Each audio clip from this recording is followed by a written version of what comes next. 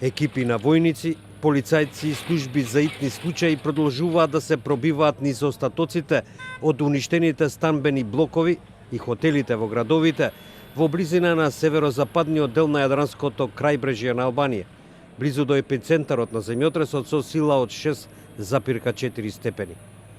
Повеќето од над 20 загинати биле пронајдени под урнатините во Драч и Тумане. Околу 40 луѓе беа извлечени живи.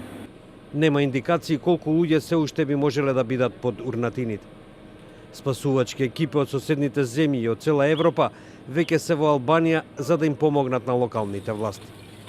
Стравувајќи да се вратат дома по серијата силни земјотреси, стотици жители на Драч ноќта мина во шатори поставени на градскиот фудбалски стадион.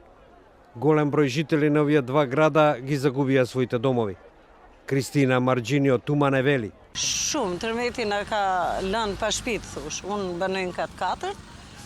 Penxhere, mure, gjitha kanë raportuar, dera mbyllesh katru. Kështu që të pabanuar. Премиерот Еди Рама, најавувајќи дека средата ќе биде национален ден, на жалост рече: ние изгубивме човечки животи, но исто така спасивме многу животи. Градовите и крајбрежјето во Албанија доживеа брз развој во последните децении, при што беше расширена нелегалната градба. Потресите во Албанија биле почувствувани и низ целиот Балкан. Во Босна бил забележан и земјотрес со сила од 5,4 степени, што ја погоди околината на Сараево. Балканскиот полуостров лежи близу до поклупувањето на двете големи тектонски плочи, африканската и евроазиската, и земјотресите се честа појава.